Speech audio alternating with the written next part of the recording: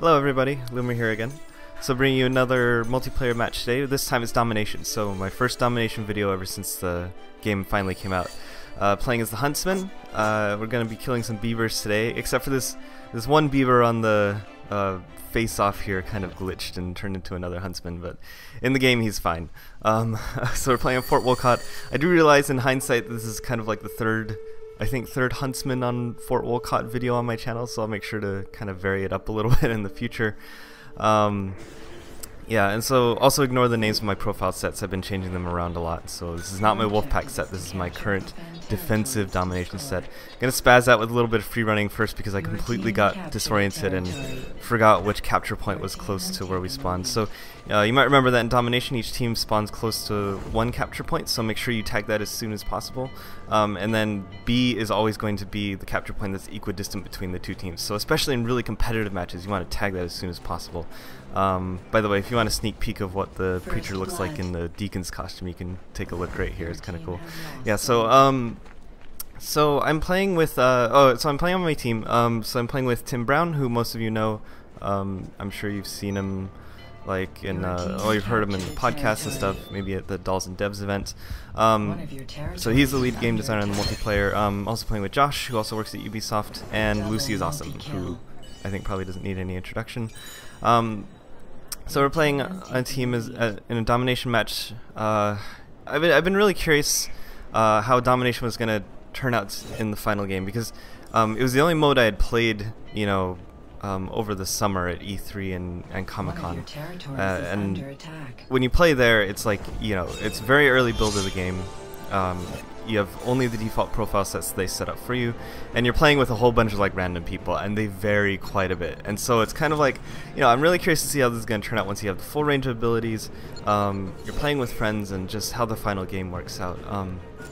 So turns out I really love Domination. It quite possibly might be my favorite mode in AC3, which is kind of a first for me because I've always been more of a free-for-all person than a team game person. But I've actually come to realize that I actually kind of I might enjoy the team modes more in AC3 than the free-for-all modes. I don't know what it is. I think they're really well done. They speak to what I like in some team modes or another. So yeah, okay, so I was going to talk about strategy, kind of what I've been kind of developing as my thoughts for strategy in Domination. So I like playing defense. Like in Artifact Assault, I usually like to play defense as well. And so for a defensive set, you can see I'm just guarding C right now. What I'm using for my defensive set here is Smoke, Animus Shield, and the Pistol. And so as an explanation for these, Animus Shield and Pistol I think should be fairly self-explanatory. They help you take out the trickier targets that try to capture the zone you're defending. A major thing you need to remember in Domination is that points do not matter. The only thing that matters is where that that line in the in the middle of the screen at the top is. So you know, when the match is over, whichever team has passed the halfway point on that line is the team that wins. And so it's all about capturing zones and holding them, and nothing to do about like quality of kills or anything like that. So using the pistol, totally fine. And I know last time I gave this advice for Artifact Assault in Revelations, I had some people being like, pistol, oh my god, like, okay, use this tree to line of sight screen this beaver here. Like, oh yeah, I had a few people go like, no, never use the pistol. And it's like, oh come on, like, there are definitely use cases for the pistol. Definitely in modes like Artifact Assault and Domination where points don't matter, but even in free-for-all modes where you're just like taking out runners and movers and stuff. That's why the pistol was put in the game, right?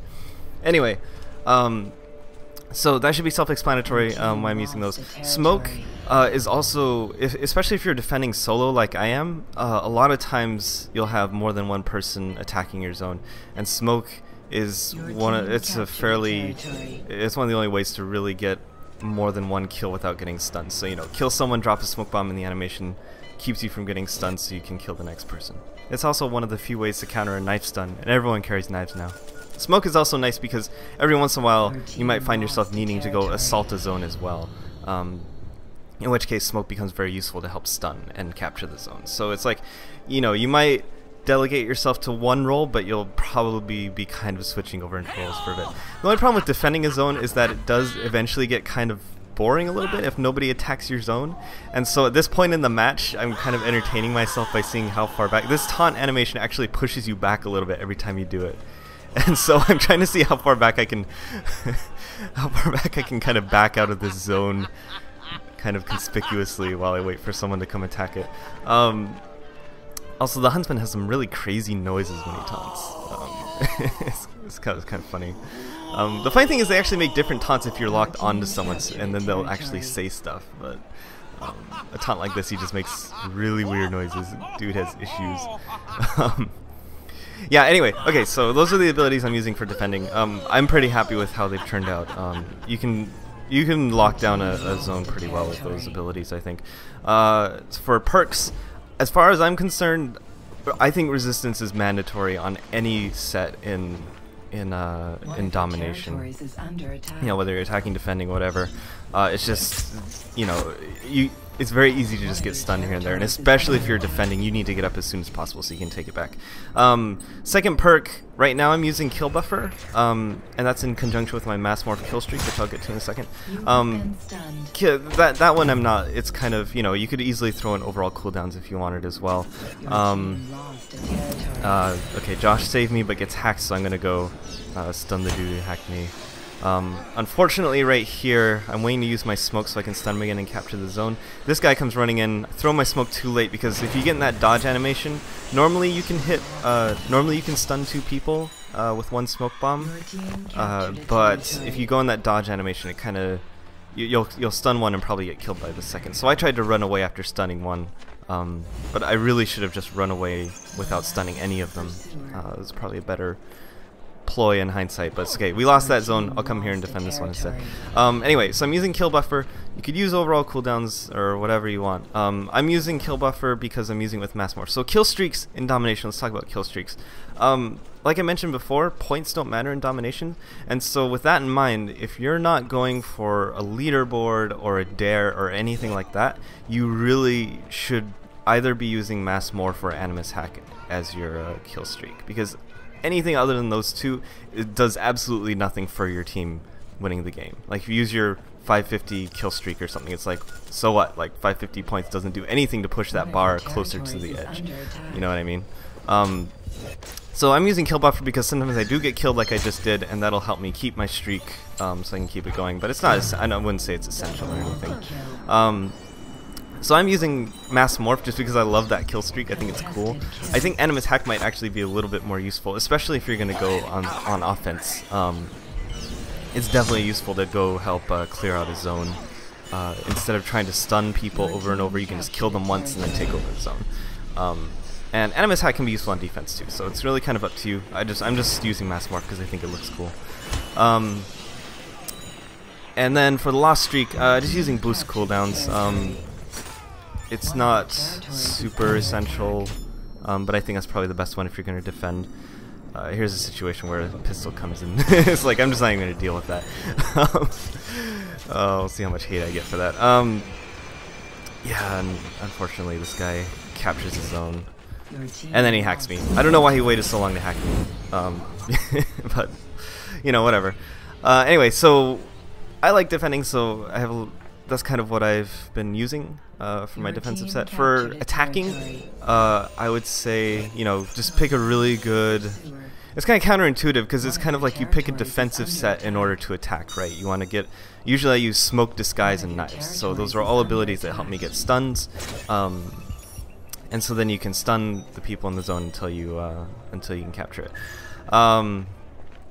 Now, so as far as kind of like a general strategy, so I kind of settled into the pattern where I was like, okay, I'll be the one to tag the zone that's closest to us, and I'll just stay there and defend it.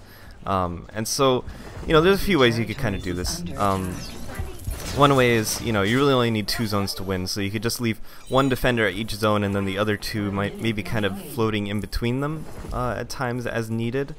or you could just you could even kind of go on kind of a rotating offense even. So if they start attacking a zone, you can just give up on that zone that they're attacking and go hit the one that they have. And so it's like they might take your zone. This is a case where the mass morph came in handy, by the way. He goes and kills his civilians so I can get him. And then you just kind of rotate around, and so they capture the zone they're attacking, but then you take the one that they had been defending, because you just throw everybody over there. And, you know, at the end of the day, you still have 2 zones and they have 1. So, I mean, you could do something like that, too. I don't know. I imagine this will probably change as time goes on and kind of the high-end game gets more and more, you know, mature, I guess, as the game goes on. So at this point, you know, we're pretty much winning. I'm just going to run out and see if I can get some last-minute points just for fun. Like, just go get a last-minute stun here, so... That's kind of fun. Okay, so, alright, finished first. Came out with a pretty, relatively high score anyway. It's like 9,700. That's like pretty decent deathmatch. I mean, in Domination. But the thing is, it's weird, right? Because if you manage to push your bar all the way, if you manage to fill that meter at the top all the way with your team's color, you'll end the match early. And so getting a high score in this match, it's really weird, right? It's not really an indication that you played well, because you'd be playing even better if you just ended the match 5 minutes in, and then you wouldn't have as high of a score. So high scores in this are really kind of weird. They don't really. It's kind of hard to quantify what they actually represent, in my opinion, anyway. So it's kind of a weird weird setup. Anyway, I love this mode. I think it's great. It's a lot of fun to play with friends, and I think the matchmaking has worked out pretty well for AC3 as well. So I'm really happy to be playing with my friends again. And just trying out all this stuff. It's been a lot of fun. So if you guys have not tried Domination yet, or you've been kind of on the fence about it, I would recommend trying it again, because I really think this might be my favorite mode right now. Playing with friends anyway. Okay, anyway, so that's going to wrap up the Domination video. The next video you see from me is going to probably be podcast related. I'm very excited. We got something really cool in store to kick off the AC3 coverage of that, so stay tuned, and I'll see you guys later.